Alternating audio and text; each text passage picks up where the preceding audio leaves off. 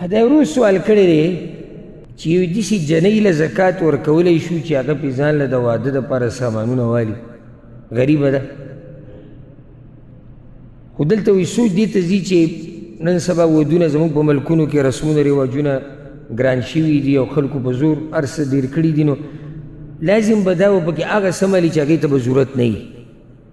خو لازم به یې کېږي چې علاقې رسم و رواج دی آیا په داسې صورت کې زکات ورکول دا به جایز یو که نه او سړي ته پته چې دا کیدی شي په داسې څه کې ولګوي ضرورت نشته نو بیا به زکات ورکوو که نه جواب اول خو دا مسله یاده کوي ګوره دې ته غوږ کولاو کوي او صرف د ظاهري غوږونه نه د زړه غوږونه یاد یې کوي او سمه یاد یې کوي او خلکو ته یې ورسول دې باندې ځان پوه کړه د زنانه دپاره کور تیارول د زنانه کور کې دننه سامانونه تیارول کور کې چې څه لګي دا غیره پیدا کول دا د خاوند کار دی دا د ښځې کار نه دی موږ چې د یتیمې د غریبې د واده غم ویوړو نو هغه زموږ د هغه رسمونو رواجونو د لاسه چې کوم موږ ته د هندوانو نه پاتې شوي د هغې د لاسه موږ غم ویوړو یعنې د چا په کور کې یو یتیمه وی یا غریبه وی نو خو هېڅ مشکل نه و که موږ دغه رسمونه رواجونه نه کولی یتیمه دي که نه غریبه دي دی خو جنۍ واده کوي او جنۍ هغه ده نور شروط پوره دي کور برابرول د کور سامانونه لوښي کټ شو څه چې د هغې خوا او شا کې دي دا په خاوند باندې لازم دي چې ښځې له به ورکوي دا خاوند کار دی اوس زمونږ طرفونو ته خو هغه د چا کار دی هغه د ښځې کار دی نو ځکه دې سوال ته ضرورت راغی چې د یتیمې یا د غریبې د واده په وخت کې هغې له پیسې موږ ورکولی شو زکات که نه ځکه چې هغه یعنې سوچ ته وکړه یو جنۍ دومره غریبه ده چې د هغې څه درک نه لګي هغې له اوس موږ پیسې ورکوو چې هغه ځان له کټ والي هغه ځان له لوښي لرګي والي دا زموږ د معاشرې حال دی بیا به دا غریبه راولګي نو دا لوښي دا کټ او دا المارۍ دا به راوچتې کي نو یو کس پسې به ویسي چې هغه ښه مالداره دی ښه برابر دی نو د هغه په کور کې به دا سامان ولګي نو واده به وشي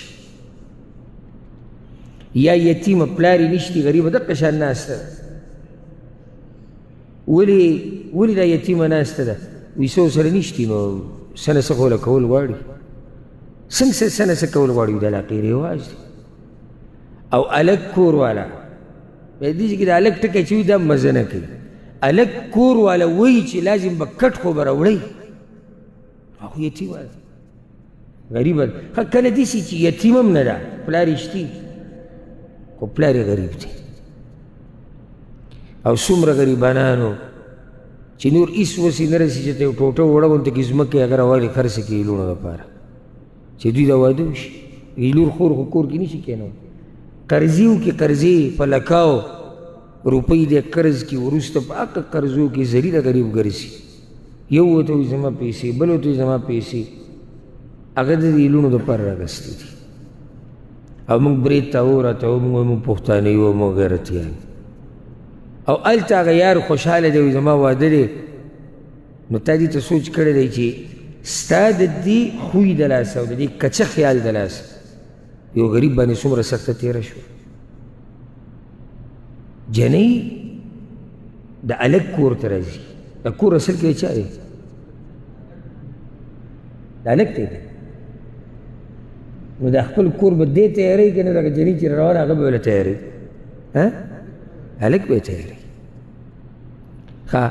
ښځه چې سړی راولي په دې ښځه باندې د خرچې ذمهوار څوک دی پلار خاوند نو ولې دا کټ طلایي لوښي لرګي دا خرچه نه ده د کور خرچه نه ده بل زموږ دې ذهن ته وګوره که موږ وایو چې نه دا زور به زه لازم وباسم د دې جنۍ نه جهالت یو سړی کوي نو په داسې شي کې بله خبره بیا هم برابر وایي چې یاره دا جنۍ دا سامان علي او د پلار کور ته وړي نو ځکه چې زه دا زور وباسم نو دا سامان ټول هم ستا د استعمال دی که نه دا سړی به نه استعمالوي دا سامان د ده بچي به نه استعمالوي نو سامان خو ستا د استعمال دی ناول مسله دا ده د هغې نه بعد بیا دا موږ وایو که چېرته علاقه کې زموږ د دې رواج په شان جهالت دی او نه کېږي نو بیا به ګورو چې د دې جنۍ پلار خپلوانو کې څوک شتي او که نه کوي نو هغوی ته به ووایو هغوی طاقت رسي چې یاره د خپلې لور له یا د خور له یا د خپلې له سامان څه نه څه والی چې د دې دا واده پرې وشي هغوی یا انکار وکړو خپلوانو چې یاره موږ یې نشو کولی یا پلار یې وي چې پلار یې شتي خو غریب دی اوس دې کې جنۍ دقه شان پاتې شو خاوند خو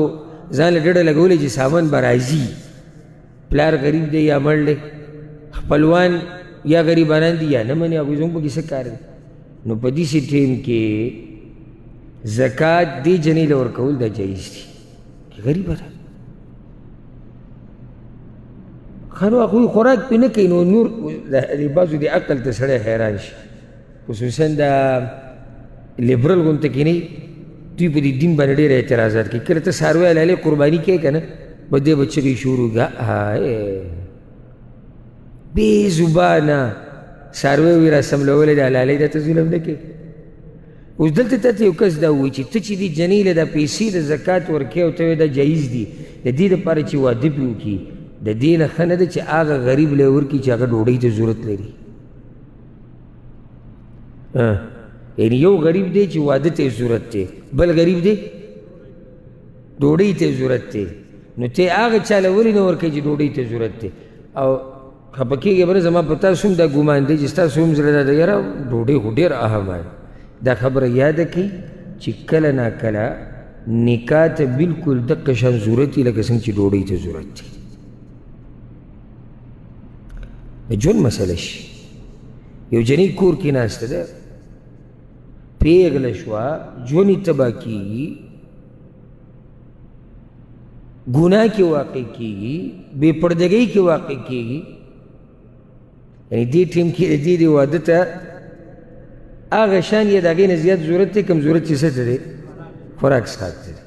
خوراک یې ونه کړو څه به وشي بیماره به شي یا به ډېر بیماره شي مړه به شي او چې د دې نه واده کولو د راسه دا زناګانې شروع کړي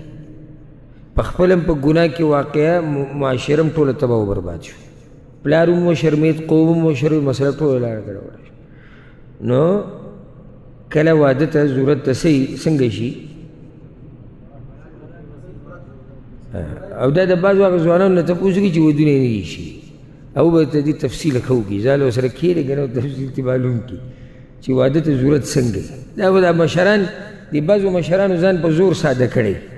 یاره وایي زما زوی دومره ښه سړی دی سره غږ نه کوي نو زوی خو پلار ته چغې نه شي ولی مخامخ چې پلاره ماله واده وکړه حیا وله ورځي او جنۍ کله غږ کولی شي بیا زموږ د پښتنو په معاشره کې جنۍ خبر وکړي چې